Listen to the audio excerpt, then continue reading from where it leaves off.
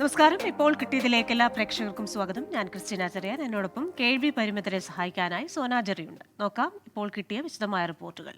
RSS ആസ്ഥാനം സ്ഥിതി ചെയ്യുന്ന നാഗ്പൂരിൽ BJPയെ കടന്നാക്രമിച്ചു രാഹുൽ ഗാന്ധി. ഇന്ത്യയിൽ പാർട്ടികൾ തമ്മിലല്ല, ആശയങ്ങൾ തമ്മിലാണ് പോരാട്ടം നടക്കുന്നത്. BJPയിൽ ജനാധിപത്യമില്ല. നരേന്ദ്രമോദി ആരെയും കേൾക്കാൻ തയ്യാറല്ല. രാജ്യത്ത് ജനാധിപത്യം യാഥാർത്ഥ്യമാക്കിയത് കോൺഗ്രസ് ആണെന്നും നാഗ്പൂർ റാലിയെ അഭിസംബോധന ചെയ്ത് രാഹുൽ ഗാന്ധി പറഞ്ഞു. വിശദാംശങ്ങളുമായി നിതിൻ അംബുജനാണ് ഡൽഹിയിൽ നിന്ന് ചേരുന്നത്. നിതിൻ, കോൺഗ്രസിന്റെ 139ാം സ്ഥാപക ദിനത്തിൽ 2024 കോൺഗ്രസിന്റെ തെരഞ്ഞെടുപ്പ് പ്രചാരണങ്ങൾക്ക് തുടക്കമിട്ടുകൊണ്ട് ഹം ഹേ തയ്യാർ, ഞങ്ങൾ തയ്യാറാണ് എന്ന റാലി പ്രഖ്യാപിച്ചിരിക്കുകയാണ്. ഇതിൽ കേന്ദ്ര സർക്കാരിനെയും പ്രധാനമന്ത്രിയെയും കടന്നാക്രമിച്ചുകൊണ്ടുള്ള വാക്കുകളാണ് രാഹുൽ ഗാന്ധിയുടേത്. എത്രത്തോളം തയ്യാറാണ് കോൺഗ്രസ് 2024 തെരഞ്ഞെടുപ്പ് നേരിടാനെന്നാണ് രാഹുൽ ഗാന്ധി പറയുന്നത്? ക്രിസ്റ്റീന, 2024 ലോക്സഭാ തെരഞ്ഞെടുപ്പിനുള്ള ഒരു ശക്തി പ്രകടനം തന്നെയാണ് ഇന്ന് നാഗ്പൂരിൽ പ്രകടമായിരിക്കുന്നത്. എന്തായാലും ഭാരത് ജോഡോ മൈതാനിൽ രാഹുൽ ഗാന്ധി സംസാരിച്ചുകൊണ്ടിരിക്കുന്നു. കോൺഗ്രസിന്റെ മുതിർന്ന നേതാക്കളടക്കം റാലിയിൽ പങ്കെടുക്കുന്നുണ്ട്. ഒരു മഹാറാലി തന്നെയാണ് നാഗ്പൂരിൽ സംഘടിപ്പിച്ചത്. രാവിലെ മുതൽ തന്നെ പ്രവർത്തകർ വിവിധയിടങ്ങളിൽ നിന്നെല്ലാം തന്നെ ഒഴുകിയെത്തിയിരുന്നു. എന്തായാലും രാഹുൽ ഗാന്ധി ഇപ്പോൾ കേന്ദ്രത്തിനെയും അതോടൊപ്പം തന്നെ പ്രധാനമന്ത്രിയെയും കടന്നാക്രമിക്കുന്ന ഒരു പ്രസംഗമാണ് നടത്തിയിരിക്കുന്നത്. രാജ്യത്തെ കഴിഞ്ഞ 40 വർഷത്തിനിടയിൽ ഏറ്റവും ഉയർന്ന തൊഴിലില്ലായ്മ നിരക്കിലൂടെയാണ് രാജ്യം കടന്നു പോകുന്നത്. യുവാക്കളെല്ലാം തന്നെ സമൂഹ മാധ്യമങ്ങളിൽ സമയം ചിലവിടുന്ന ഒരു സാഹചര്യം. എല്ലാ വിഭാഗങ്ങളെയും ആക്രമിക്കപ്പെടുന്നു. കർഷകരും ഇതിൽ നിതിൻ തുടരുക. നമുക്ക് രാഹുൽ ഗാന്ധിയുടെ വാക്കുകളിലേക്കൊന്ന് പോയതിനു ശേഷം നിതിനിലേക്ക് തിരികെ എത്താം. जो अंबेडकर जी ने, गांधी जी ने, नेहरू जी ने खून पसीना देके बनाया, ये कांग्रेस पार्टी ने दिया है। और आरएसएस के लोग, बीजेपी के लोग इसके खिलाफ थे। आज झंडे के सामने खड़े हो जाते हैं, सलूट मारते हैं। सालों के लिए इन्होंने तिरंगे को सलूट नहीं मारा था। तो सारे के सारे अधिकार कॉन्स्टिट्यूशन से मिलते हैं और राजा जो भी करना चाहता था करता था। उसके लिए कोई कानून नहीं थे। ये काम कांग्रेस पार्टी ने किया और ये हिंदुस्तान के इतिहास में, हजारों साल के इतिहास में पहली बार किया गया है। यह विचारधारा की लड़ाई है। करोड़ों लोगों को बीजेपी की सरकार ने गरीबी में फिर से धकेल दिया है। जो काम हमने भोजन के अधिकार से, मनरेगा की मदद से किया, वो सब खत्म कर दिया इन लोगों ने। ഡൽഹിയിൽ നിന്ന് വീണ്ടും നിതിൻ അംബുജൻ ചേരുകയാണ്. നിതിൻ, ഭരണകർത്താക്കൾക്ക് അവരുടെ അധികാരങ്ങൾ പതിച്ചു നൽകുന്നത് ഭരണഘടനയാണ്. പക്ഷെ ഇവിടെ അങ്ങനെയല്ല. മോദി ഏകാധിപതിയാണ്, രാജാവ് കൽപ്പിക്കുന്നു, ബാക്കിയുള്ളവർ അത് പ്രവർത്തിക്കുന്നു. ഇത്തരത്തിലുള്ള രൂക്ഷമായ വിമർശനങ്ങൾ തന്നെയല്ലേ രാഹുൽ ഗാന്ധി ഹം ഹേ തയ്യാർ റാലിയിൽ ഉന്നയിക്കുന്നത്? കോൺഗ്രസ് ക്രിസ്റ്റീന അത്തരത്തിലൊരു രൂക്ഷ വിമർശനം തന്നെയാണ് ഉന്നയിച്ചിരിക്കുന്നത്. കാരണം BJPയിൽ നിന്ന് വ്യത്യസ്തമായി കോൺഗ്രസിൽ ഏതൊരാൾക്കും നേതൃത്വത്തെ ചോദ്യം ചെയ്യാനും വിയോജിക്കാനും കഴിയും. പക്ഷേ BJPയിൽ അത്തരമൊരു സാധ്യത ഉണ്ടാകില്ല എന്ന് തന്നെയാണ് അദ്ദേഹത്തിന്റെ വാക്കുകളിൽ ഇപ്പോൾ വ്യക്തമാകുന്നത്. മാത്രമല്ല, രണ്ട് പ്രത്യയശാസ്ത്രത്തിന് വേണ്ടിയുള്ള ഒരു പോരാട്ടമാണ് ഇപ്പോൾ രാജ്യത്ത് നടക്കുന്നത്. പല പാർട്ടികൾ ഉണ്ടെങ്കിലും രണ്ട് ആശയധാരകൾ തമ്മിലാണ് ഇപ്പോൾ ഏറ്റുമുട്ടുന്നത്. ഇന്ത്യ മഹാസഖ്യവും അതോടൊപ്പം തന്നെ NDA എന്ന ഒരു സഖ്യവും തമ്മിൽ രണ്ട് ആശയങ്ങൾ തമ്മിലുള്ള ഒരു പോരാട്ടം ഇപ്പോൾ രാജ്യത്ത് നടക്കുന്നുണ്ട്. എന്തായാലും കടന്നാക്രമിക്കുകയാണ് പ്രധാനമന്ത്രിയും അതോടൊപ്പം തന്നെ കേന്ദ്ര സർക്കാരും. കർഷകർ ബുദ്ധിമുട്ട് അനുഭവിക്കുന്നുണ്ട്. BJP എല്ലാ മേഖലകളിലേക്കും കൈകടക്കുകയാണ്. വെറുപ്പിന്റെ ചന്തയിൽ സ്നേഹത്തിന്റെ കട തുറക്കേണ്ടതുണ്ട്. അതിനുവേണ്ടിയുള്ള പോരാട്ടത്തിലാണ്. അത്തരമൊരു പോരാട്ടത്തിന്റെ തുടക്കം ഇവിടുന്ന് കുറിക്കുന്നു എന്ന് തന്നെയാണ് അദ്ദേഹം ഇപ്പോൾ നാഗ്പൂർ റാലിയെ അഭിസംബോധന ചെയ്തുകൊണ്ട് പറഞ്ഞിരിക്കുന്നത്. മാത്രമല്ല, കേന്ദ്രത്തിലെല്ലാം തന്നെ അധികാരത്തിലെത്തിയാൽ ജാതി സെൻസസ് നടപ്പാക്കുമെന്നും അദ്ദേഹം ഇപ്പോൾ നാഗ്പൂർ റാലിയെ അഭിസംബോധന ചെയ്തുകൊണ്ട് വ്യക്തമാക്കി. കഴിഞ്ഞ നിയമസഭാ തെരഞ്ഞെടുപ്പിലടക്കം രാജസ്ഥാനിലും അതോടൊപ്പം തന്നെ മധ്യപ്രദേശിലടക്കം കോൺഗ്രസ് മുന്നോട്ട് വെച്ച ഏറ്റവും പ്രധാനപ്പെട്ട ഒരു പ്രഖ്യാപനമായിരുന്നു ജാതി സെൻസസ്. ഇതിപ്പോൾ കേന്ദ്രത്തിലെത്തിയാലും ജാതി സെൻസസ് നടപ്പാക്കുമെന്നാണ് രാഹുൽ ഗാന്ധി ഇന്ന് റാലിയിൽ വ്യക്തമാക്കിയിരിക്കുന്നത്. എന്തായാലും രാഹുൽ ഗാന്ധിയുടെ പ്രസംഗം ഇപ്പോൾ തുടരുകയാണ്. അതിനുശേഷം മല്ലികാർജ്ജുൻ ഖർഗെയും സംസാരിക്കും. മുതിർന്ന നേതാക്കളടക്കം ഈ റാലിയിൽ പങ്കെടുക്കുന്നുണ്ട്. ഒരു ശക്തി പ്രകടനം എന്ന് തന്നെ ഇതിനെ വിശേഷിപ്പിക്കാം. കാരണം അത്രയേറെ തയ്യാറെടുപ്പ് കൂടിയാണ് ഈ 139ാമത് സ്ഥാപക ദിന വാർഷികാഘോഷത്തിൽ കോൺഗ്രസ് ഇതിനെ വലിയ ആഘോഷമാക്കാൻ തീരുമാനിച്ചത്. അതിന്റെ എല്ലാം തന്നെ ആ ഒരു മഹാറാലി നമുക്ക് പ്രകടമാകുന്നുണ്ട്. നിരവധി പേർ ഈ ഒരു റാലി രാവിലെ മുതൽ തന്നെ പങ്കെടുക്കാൻ എത്തിയിരുന്നു. മാത്രമല്ല, ഒരു വർഷം നീണ്ടു നിൽക്കുന്ന വിവിധ പരിപാടികളാണ് ഇപ്പോൾ ആസൂത്രണം ചെയ്തത്. PCCകൾ കേന്ദ്രീകരിച്ച് വലിയ ആഘോഷമുണ്ടായിരുന്നു. ഇപ്പോൾ രാഹുൽ ഗാന്ധിയുടെ പ്രസംഗം തുടരുന്നുണ്ട്. എല്ലാ വിഭാഗങ്ങളെല്ലാം തന്നെ ഇപ്പോൾ കേന്ദ്ര സർക്കാർ ആക്രമിക്കപ്പെടുന്നു എന്ന് പറയുമ്പോൾ സ്വാഭാവികമായിട്ടും കർഷകരടക്കമുള്ള എല്ലാ വിഭാഗങ്ങളെയും അഭിസംബോധന ചെയ്തുള്ള പ്രസംഗമാണ് മുന്നോട്ട് പോകുന്നത്. മാത്രമല്ല, തൊഴിലില്ലായ്മ നിരക്ക് ഏറ്റവും ഉയർന്ന നിരക്കിലെത്തിയെന്ന് രാഹുൽ ഗാന്ധി പ്രസംഗിക്കുമ്പോൾ നമുക്കറിയാം പാർലമെന്റിലെ അതിക്രമമടക്കം ഈ പ്രതികൾ ഉന്നയിച്ചത് തൊഴിലില്ലായ്മ അടക്കമുള്ള വിവിധ വിഷയങ്ങളാണ്. അതുകൂടി ഉയർത്തിപ്പിടിച്ചുകൊണ്ടാണ് രാഹുൽ ഗാന്ധി ഇപ്പോൾ പ്രസംഗം തുടരുന്നത്. എന്തായാലും കേന്ദ്രത്തിനെയും പ്രധാനമന്ത്രിയും കടന്നാക്രമിച്ചുള്ള പ്രസംഗം ഇപ്പോൾ പുരോഗമിക്കുകയാണ്. ശരി, 139-ാം സ്ഥാപക ദിനത്തിൽ കോൺഗ്രസ് ഹം ഹേ തയ്യാർ, ഞങ്ങൾ തയ്യാറാണ് 2024 തെരഞ്ഞെടുപ്പിനെ നേരിടാൻ എന്ന റാലിയുടെ പ്രഖ്യാപനവും അതിന്റെ ഉദ്ഘാടനവും നടന്നു. രാഹുൽ ഗാന്ധി സംസാരിക്കുകയായിരുന്നു. കേന്ദ്ര സർക്കാരിനെയും പ്രധാനമന്ത്രി നരേന്ദ്രമോദിയെയും കടന്നാക്രമിച്ചുകൊണ്ടാണ് രാഹുൽ ഗാന്ധിയുടെ പ്രസംഗം. അതേപോലെ തന്നെ കോൺഗ്രസ് എന്തായിരുന്നു, എങ്ങനെയാണ്, ഇനി എങ്ങനെയായിരിക്കും ജനങ്ങൾക്ക് വേണ്ടി കോൺഗ്രസ് പ്രവർത്തിക്കുക, അതേപോലെ തന്നെ 2024 തെരഞ്ഞെടുപ്പിനെ ഏത് രീതിയിലായിരിക്കും കോൺഗ്രസ് നേരിടുക, ഏതൊക്കെ കാര്യങ്ങൾക്കായിരിക്കും പ്രാധാന്യം നൽകുക, ഇതൊക്കെ രാഹുൽ ഗാന്ധി തന്റെ പ്രസംഗത്തിലൂടെ പറയുന്നുണ്ട്. വിശദാംശങ്ങൾ നൽകുകയായിരുന്നു നിതിൻ അംബുജൻ ഡൽഹിയിൽ നിന്ന്. പാർട്ടി യോഗത്തിൽ പങ്കെടുക്കാൻ ജീവനക്കാർക്ക് ഭീഷണി. NGO union Thiruvananthapuram medical college area committee അംഗം രാജീവാണ് ഭീഷണിപ്പെടുത്തിയത്. സംഘടനാ പ്രവർത്തനവുമായി സഹകരിച്ചില്ലെങ്കിൽ സഹായത്തിന് ആരും ഉണ്ടാകില്ലെന്നാണ് മുന്നറിയിപ്പ്.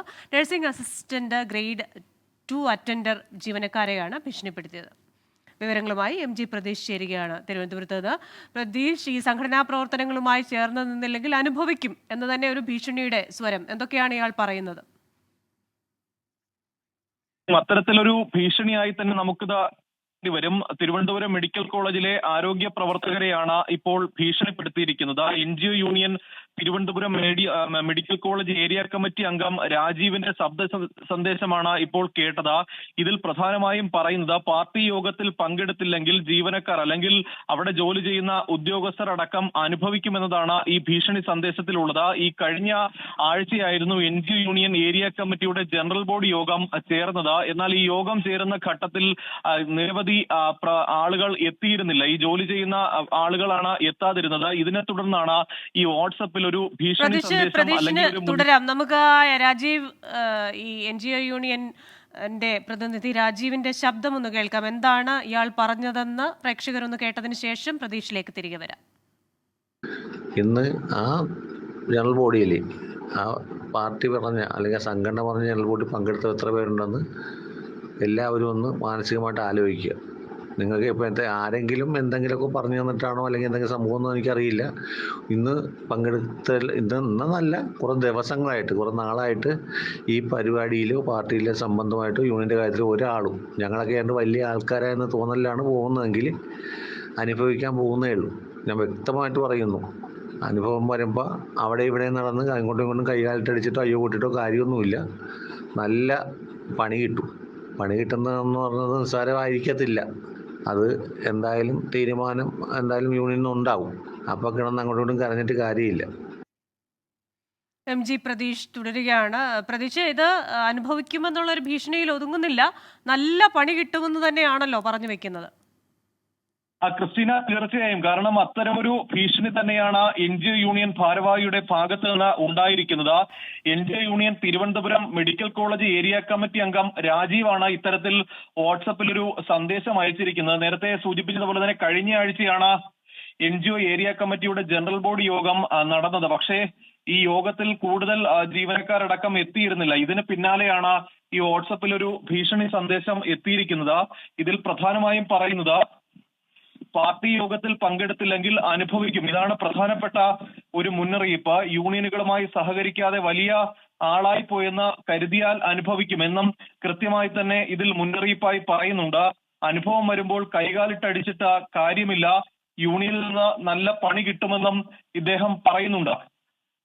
ഈ നേരത്തെ തന്നെ ഈ മെഡിക്കൽ കോളേജിലെ ചില നിയമനങ്ങളുമായി ബന്ധപ്പെട്ട് വലിയ ആക്ഷേപങ്ങൾ ഉയർന്നിരുന്നു. പാർട്ടിയിൽ നിന്ന് കത്ത് നൽകിയാൽ മാത്രമേ നിയമനങ്ങൾ, താൽക്കാലിക നിയമനങ്ങൾ അടക്കം ലഭിക്കൂ എന്നുള്ള പരാതികളും ആക്ഷേപങ്ങളും ഉണ്ടായിരുന്നു. പക്ഷേ ഇതിന് പിന്നാലെയാണ്, അല്ലെങ്കിൽ ഇത്തരത്തിൽ നിരവധി നിയമനങ്ങൾ അവിടെ നടന്നിട്ടുണ്ട് എന്ന് ശരിവെക്കുന്ന തരത്തിലാണ് നമുക്ക് ഈ ഓഡിയോ സന്ദേശം ഇപ്പോൾ മനസ്സിലാക്കാൻ കൂടി കഴിയുന്നത്. ക്രിസ്റ്റീന. ശരി, തിരുവനന്തപുരത്ത് നിന്ന് വിശദാംശങ്ങൾ നൽകുകയായിരുന്നു MG പ്രതീഷ്. പാലക്കാട് വാളയാറിൽ വൻ കഞ്ചാവ് വേട്ട എന്ന വാർത്ത വരുന്നുണ്ട്. 75 കിലോ കഞ്ചാവുമായി 2 പേരാണ് പിടിയിലായത്. ന്യൂ ഇയർ പ്രമാണിച്ച് കോഴിക്കോട് ഇത്തരം കാര്യങ്ങൾ കണ്ടെത്തുന്നതിനായുള്ള റെയ്ഡുകൾ പുരോഗമിക്കുന്നുവെന്ന വാർത്ത മുൻപ് വന്നിരുന്നു. ഇപ്പോൾ വാളയാറിലാണ് കഞ്ചാവ് പിടിച്ചെടുത്തിരിക്കുന്നത്. മറ്റൊരു വാർത്തയിലേക്ക്. പന്തളം NSS കോളേജിൽ ക്രിസ്മസ് ആഘോഷത്തിനിടെ ഉണ്ടായ വിദ്യാർത്ഥി സംഘർഷത്തിൽ 2 ABVP പ്രവർത്തകരെ റിമാൻഡ് ചെയ്തു. സെനറ്റിലേക്ക് ഗവർണർ നോമിനേറ്റ് ചെയ്ത സുധി സദൻ ഉൾപ്പെടെയാണ് റിമാൻഡിലായത്. വിദ്യാർത്ഥി സംഘർഷത്തിൽ 7 SFI പ്രവർത്തകർക്ക് പരിക്കേറ്റിരുന്നു. വിവരങ്ങളുമായി ശ്രീജിത്ത് ശ്രീകുമാരൻ ചേരുകയാണ് പത്തനംതിട്ടയിൽ നിന്ന്. ശ്രീജിത്ത്, വിശദാംശങ്ങൾ. അക്കാദമിക ക്വാളിഫിക്കേഷനും അതുപോലെ തന്നെ വിദ്യാർത്ഥി സംഘടനാ പരിചയമുള്ള വിദ്യാർത്ഥികളെയാണ് താൻ സെനറ്റിലേക്ക് നോമിനേറ്റ് ചെയ്തതെന്നായിരുന്നു കേരള സർവകലാശാലയിലേക്ക് നോമിനേഷൻ വിവാദമായപ്പോൾ ഗവർണർ ആരിഫ് മുഹമ്മദ് ഖാൻ പറഞ്ഞിരുന്നത്. അതിൽ താൻ രാഷ്ട്രീയം നോക്കിയിട്ടുണ്ടായിരുന്നില്ലെന്നും പറയുന്നു. പക്ഷേ ഇപ്പോൾ വിദ്യാർത്ഥി സംഘർഷത്തിൽ അറസ്റ്റിലായിരിക്കുന്നത് ABVPയുടെ നേതാവും ആ പ്രദേശത്തെ പ്രധാനപ്പെട്ട സംഘപരിവാർ പ്രവർത്തകനുമായ സുധി സദനാണ്. ഗവർണർ നോമിനേറ്റ് ചെയ്ത കേരള സർവകലാശാലയിലേക്ക് പന്തളം NS കോളേജിൽ നിന്ന് 2 വിദ്യാർത്ഥികളാണ് നോമിനേറ്റ് ചെയ്തിരുന്നത്. അതിലൊരാളാണ് സുധി സദൻ. അംഗപരിമിത SFI വിദ്യാർത്ഥിയെ ആക്രമിച്ച കേസിലടക്കമാണ് ഇപ്പോൾ റിമാൻഡിലേക്ക് പോയിട്ടുള്ളത്. എന്തായാലും ഈ സംഘർഷത്തിൽ 7ഓളം വരുന്ന SFI പ്രവർത്തകർക്കാണ് തലയ്ക്കും അതുപോലെ തന്നെ കൈക്കുമൊക്കെ ഗുരുതരമായ രീതിയിൽ പരിക്കേറ്റിരിക്കുന്നത്.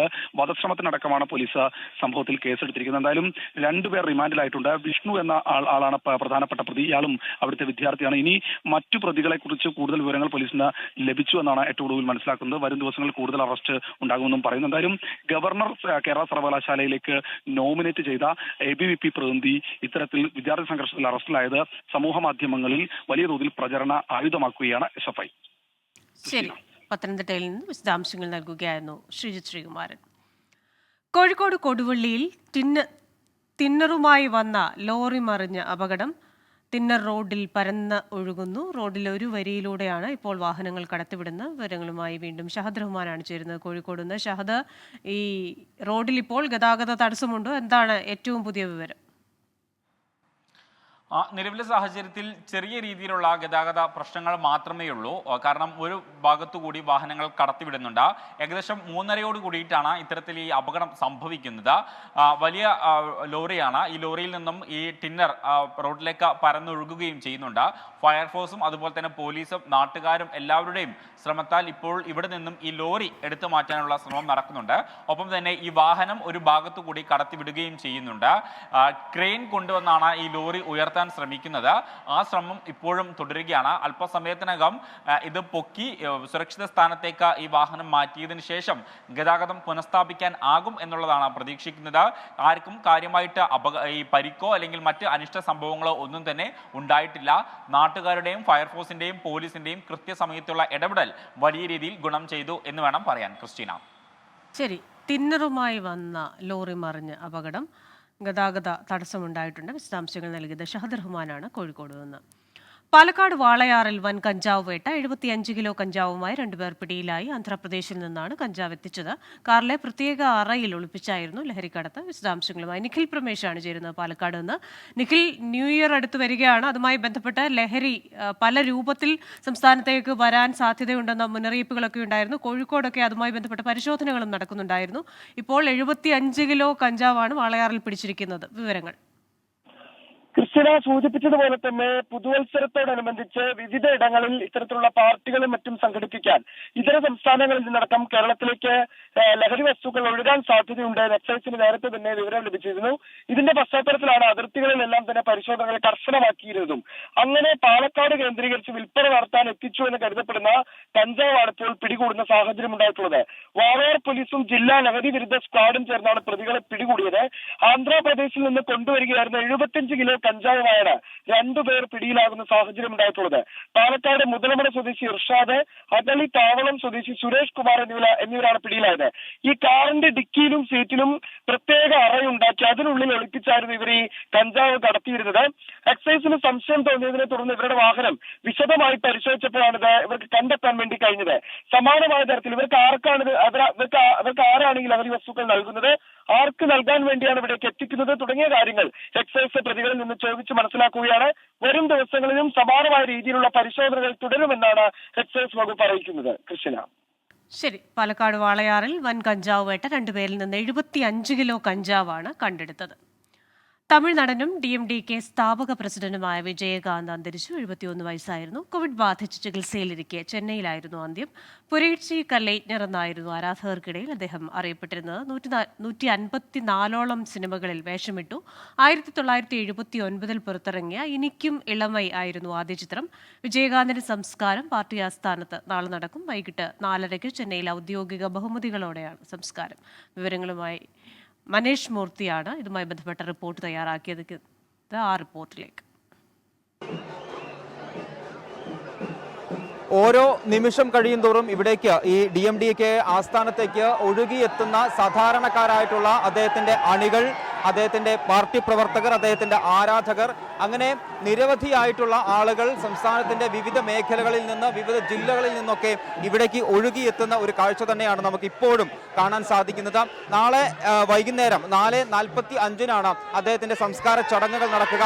അതുവരെ ഈ DMDK ആസ്ഥാനത്ത്, കോയമ്പേടിലുള്ള DMDK ആസ്ഥാനത്ത് ഇവിടെ പൊതുദർശനം ഉണ്ടാകും. അത്രയും സമയം സാധാരണക്കാരായിട്ടുള്ള ആളുകൾക്ക് അദ്ദേഹത്തെ അത്രയും സ്നേഹിക്കുന്ന അദ്ദേഹത്തിന്റെ ആരാധകർക്ക്, അദ്ദേഹത്തിന്റെ അണികൾക്കെല്ലാം തന്നെ അദ്ദേഹത്തെ ഒരു നോക്ക് കാണാനുള്ള ഒരു അവസരം എന്തായാലും ഇവിടെ ഒരുക്കിയിട്ടുണ്ട്.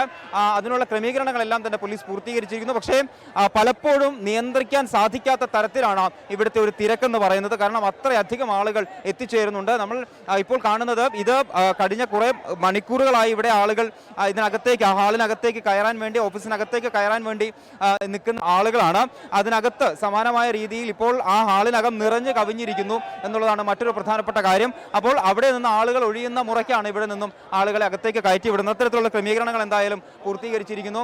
പ്രമുഖരായ നിരവധി ആളുകൾ ഇപ്പോൾ ഇതിനകം തന്നെ അദ്ദേഹത്തിന് അനുശോചനം അർപ്പിച്ചു കഴിഞ്ഞു. മുഖ്യമന്ത്രി MK സ്റ്റാലിൻ സാലഗ്രാമത്ത് എത്തി അദ്ദേഹത്തിന് ആദരാഞ്ജലികൾ അർപ്പിച്ചിരുന്നു. ഉദയനിധി സ്റ്റാലിൻ അല്പം സമയം മുമ്പ് ഇവിടെ വന്നു. മാത്രമല്ല തെലങ്കാന ഗവർണർ തമിഴിസൈ സൗന്ദരരാജൻ എത്തിയിരുന്നു. അങ്ങനെ മന്ത്രി PTR ത്യാഗരാജൻ, പളനിവേൽ ത്യാഗരാജൻ, അതുപോലെ എതിർകക്ഷി പ്രതിപക്ഷ നേതാവ് എടപ്പാടി പളനിസ്വാമി, അങ്ങനെ നിരവധി പ്രമുഖരായിട്ടുള്ള ആളുകൾ എന്തായാലും അദ്ദേഹത്തിന് ആദരാഞ്ജലികൾ അർപ്പിക്കാനായി ഇവിടെ എത്തിയിട്ടുണ്ട്. ഇനിയും നിരവധി പേർ എത്തുമെന്ന് തന്നെയാണ് നമുക്ക് ലഭിക്കുന്ന സൂചനകൾ. എന്തായാലും വൈകുന്നേരം 4:30 മണിക്ക്, നാളെ വൈകുന്നേരം 4:45 അദ്ദേഹത്തിന്റെ സംസ്കാര ശുശ്രൂഷ നടക്കുക. അത് ഈ DMDK ആസ്ഥാനത്ത് വെച്ച് തന്നെ ആയിരിക്കും. CPIയുടെ പുതിയ സംസ്ഥാന സെക്രട്ടറി ബിനോയ് വിശ്വം സംസാരിക്കുന്നു. തത്സമയ ദൃശ്യങ്ങളിൽ കമ്മിറ്റി കൂടി നടപ്പിലാക്കും. അദ്ദേഹത്തെ സഹായിക്കാൻ വേണ്ടി സഹ മുല്ലക്കര രത്നാകരനും സഹ GR അനിലും കൂടി നിയുക്തരായിട്ടുണ്ട്. അല്ല, അതിപ്പോൾ എനിക്കറിയാൻ പാടില്ല. CPI മത്സരിക്കും. CPIയുടെ സീറ്റാണത്. ഇപ്പം അതിലേക്ക് എനിക്കറിയാൻ പാടില്ല. ഇപ്പം നമ്മൾ പ്രിമച്ചുറാണെന്ന് പറയണ്ടല്ലോ.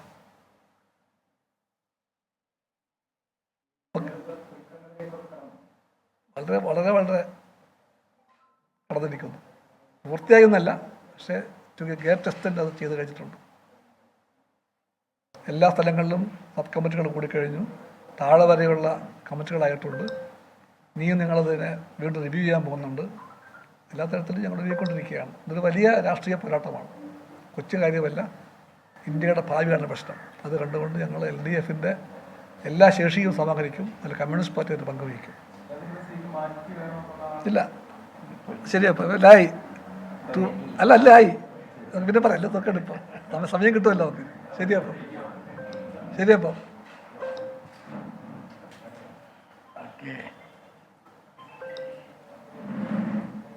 CPI സംസ്ഥാന സെക്രട്ടറി ബിനോയ് വിശ്വം മാധ്യമങ്ങളോട് സംസാരിക്കുകയായിരുന്നു. 24 റിപ്പോർട്ടർ. വിനീത വിജിക്കെതിരെയുള്ള സൈബർ ആക്രമണവും വ്യക്തിഹത്യയും അംഗീകരിക്കാനാവില്ല, കമ്മ്യൂണിസ്റ്റ് പാർട്ടി അതിന് കൂട്ടുനിൽക്കില്ല എന്നൊരു പ്രതികരണവും ഈ വേളയിൽ അദ്ദേഹം നടത്തുകയുണ്ടായി. മറ്റൊരു വാർത്തയിലേക്ക്. കോഴിക്കോട് സ്കൂട്ടറുകളിൽ അഭ്യാസം നടത്തിയ 3 യുവാക്കളുടെ ലൈസൻസ് സസ്പെൻഡ് ചെയ്ത് മോട്ടോർ വാഹന വകുപ്പ്. 3 മാസത്തേക്കാണ് ലൈസൻസ് സസ്പെൻഡ് ചെയ്തത്. വിവരങ്ങളുമായി ഷഹദ് റഹ്മാൻ ചേരുകയാണ് കോഴിക്കോട് നിന്ന്. ഷഹദ്, ഈ മോട്ടോർ വാഹനം അല്ലെങ്കിൽ ഇരുചക്ര വാഹനങ്ങളിൽ വളരെ അപകടകരമായ രീതിയിൽ അഭ്യാസം കാണിക്കുന്ന നിരവധി യുവാക്കളുണ്ട്. ഇപ്പോൾ 3 പേരുടെ ലൈസൻസ് താൽക്കാലികമായി റദ്ദാക്കിയെന്ന് മനസ്സിലാക്കുന്നു. എന്താണ് സംഭവം? വിശദാംശങ്ങൾ.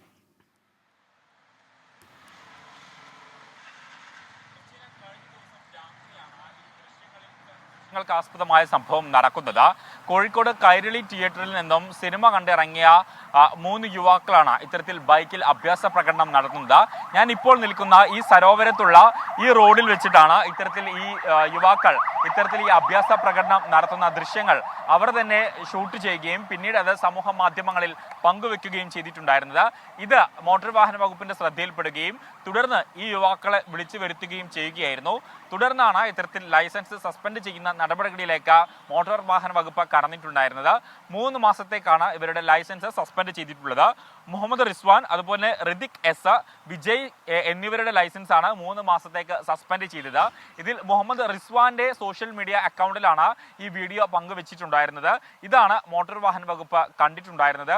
അതിന്റെ അടിസ്ഥാനത്തിലാണ് ഇവരെ വിളിച്ചു വരുത്തുകയും പിന്നീട് ഈ നടപടികൾക്ക് നൽകുകയായിരുന്നു ഷഹദ് റഹ്മാൻ. ഇനി ഇപ്പോഴത്തെ കാലാവസ്ഥ. സമർപ്പിക്കുന്നത് Berger home shield scientific water proofing solutions.